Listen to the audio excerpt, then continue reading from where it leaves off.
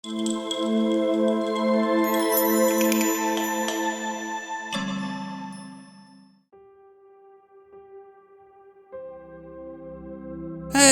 what's going on, everybody? You are live with Osiris, and welcome to Feel Good Happiness. Thank you all so much for taking the time out of your day to come by and tune in to my show. I greatly appreciate you all just continuing every week to just show me some love. I was a little apprehensive to create a brand new podcast after establishing my other show. I was thinking, do I want to start all over again? Like, how am I going to do it? But the message of wanting to help people in this fashion was so much stronger than my urge to keep my other podcast going. So thank you so much for allowing me to start fresh, allowing me to reestablish myself and build an infrastructure that is truly meant to help people. And let me just state out the obvious right now. I don't know if you can hear the sound. The sound might sound a little different. That's because I am currently in transit. My family and I are getting ready to relocate later this week to Washington, and my studio got packed up. So right now I am using an isolation shield and my pop filter to kind of reduce the noise. So if there is an echo, please don't mind me. It won't be like this for much longer, but just bear with me for a little bit. I will let you all know once I am fully up and running. But anyway, let's go ahead and get started. So I want to really just foot stomp on this episode about family. Family is not always bounded by blood. And even within your own family, you need to be really careful because not everybody has your best interests. I am quite fortunate to have both my parents, my brother and my sister still in my life. To caveat off of that, there's my wife and then there's our children. But where I'm getting at is that family is not always bound by blood. And when it comes to wanting to achieve anything, wanting to be better, the people who are closest to you may also be the ones who steer you in the wrong direction. And not out of anything else other than fear. Let's say, for example, you have thoughts of wanting to start your own business in an economy where having small businesses, unfortunately, have a tendency to not survive. And when you are an entrepreneur yourself and you bring that idea to your family, who, let's say in this family, they don't necessarily have the idea of what it is like to even be a small business owner. So then you bring that idea to your family or somebody within your family circle and you share these ideas with them. And then they tell you, I don't think you should do that. I think you should do whatever it is that they think you should do, and then misguide you or direct you into a route that is not necessarily for you. Now, I want to say this. When you have family members that do that, it doesn't necessarily mean that they are doing it to be malicious. There's a lot of fear affiliated with these things. You know, like our parents have been around the block. Our parents have seen a thing or two, and there could be a legitimate fear of somebody running their business and it failing, and then they end up homeless or they end up in an unfortunate circumstance. Whereas if they stuck to the status quo of, let's say, going to school, getting your college degree, getting your education, and getting a job in that format, something that is more simplified, something that is straightforward, something that has been embedded into our minds since we were in elementary school. That, I believe, is where a lot of parents come from of, I want my kid or I want my children to just live a peaceful life, a happy life, and a smooth life. I don't want them to get involved into anything that could potentially be much harder for them. You know, going out and pursuing a dream, if that dream is affiliated with school, then the parent, I would imagine, is less likely to feel that level of stress versus you being that person, whether you're an entrepreneur or not, or somebody who wants to create a brand new avenue for themselves that is unheard of in their family. That is where the concern can come from. Don't get me wrong. There are absolutely families who support that approach. There are also friends who support it. There are coaches, there are teachers, there are mentors, there are people who support it. But what I am implying is that there are people who are in your own circle that if you share something with, good news or big news or not, many times they might shut you down without even trying to shut you down. And once you are aware of that notion, that idea, that's when you should probably start making some decisions on how much information should I share? Who should I share this with? And this is not to deter you from talking to your family, like absolutely not. For me, I'm in the military. I don't think that's like any news to anyone other than people who are newly listening to me. And if you are, hi, yep, I'm in the Air Force right now. Been in 9 years. But my family was really supportive of me going into the military. My mother was supportive of me, and my father, as well as my siblings, were supportive of me pursuing a career in the entertainment industry as an actor. I tried to go about it being an actor, wasn't necessarily working out, but we tried and tried and tried. Ultimately, I learned that that wasn't something that I truly loved. Like I thought I loved the idea of making movies. I knew I was creative. I knew I was artistic, and I knew I had something to offer. But going into the film business, wanted to be an actor, I wanted to just be somebody who was seen, somebody who could say, hey, look at me now, look what I did, I was able to do it. I cared more about going at it in an approach to be famous when I was younger, and it just didn't pan out that way. That wasn't something that really held merit to me as a person.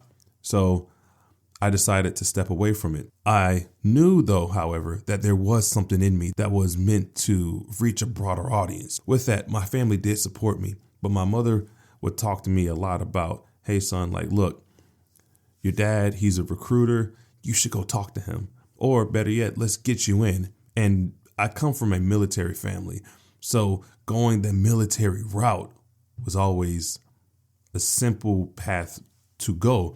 But my dad was a freaking genius, man. Like he would always say, allow the military to be a stepping stone. And then my mother would say, you don't work for the military. Let the military work for you. I couldn't conceptualize that early on, but now I get it. Now I understand that you allow the military and where they move you to be opportunities for yourself. And in that, you are allowing the military to work for you. It's just like throwing your money into the stock market and buying some shares. You're letting your money work for you. You throw every dollar you throw into a stock, every dollar you throw into a share, you're allowing that money to work for you. It's not the other way around. But my parents were supportive. For me, though, I'm speaking from the sense of when you want to create some things. And I'd be remiss to saying that when I brought up the idea of wanting to create my own book publishing company, I wanted to hire different illustrators. It definitely came with some challenges, like I had conversations with my family and there was a fear there. Not that my mom was trying to deter me or anything, because she was not. But I believe that there was a legitimate fear of, hey, who are you dealing with? Are there going to be people that's going to try to take your information, take your money? These are all legitimate concerns that a parent should have for their child. And that is where I'm getting at. When you are sharing ideas with your family, sometimes they may derail you or reroute you out of their own fears. In retrospect, there are also people who will intentionally try to redirect you because they don't want to see you successful or more successful than what they were. That is not my truth. I don't know anything about that, but I have heard enough stories in mental health to tell you that there are families out there who are trying to tear their people down. People come from rough backgrounds. People come from all types of backgrounds. And so this is not to be discriminatory, to pinpoint anybody who's been raised a certain way. Some people are just cut different. Some people can come from the backwoods of Alabama. Some people can come from the streets of Detroit. Some people can come from the upper echelons of Beverly Hills. But everybody goes through something. And no matter what you look like, no matter what your weight is, no matter what your color is, no matter what your dialect is, and no matter how you perceive information. And one thing is certain, that is that everybody has something to offer the world. You got to find out what that something is that you have to offer the world. And when you do, you're going to live an even better life. Let me say this too. Family isn't always blood either. If you have people who have been there for you for years and they have shown loyalty, you can consider them family as well. You can consider through marriage, you can consider your in-laws family. You can consider their children your family. You can consider people, whomever You choose to be your family. But make no mistake, that family is not always bound by blood. I'm fortunate to have my immediate family still be in my life and my wife and my children still be in my life. You can absolutely continue to make a difference in people's lives as much as you would like, but you have to be selective in the information that you share with people if you are afraid that the ones you share that information with are going to deter you from your overall goal.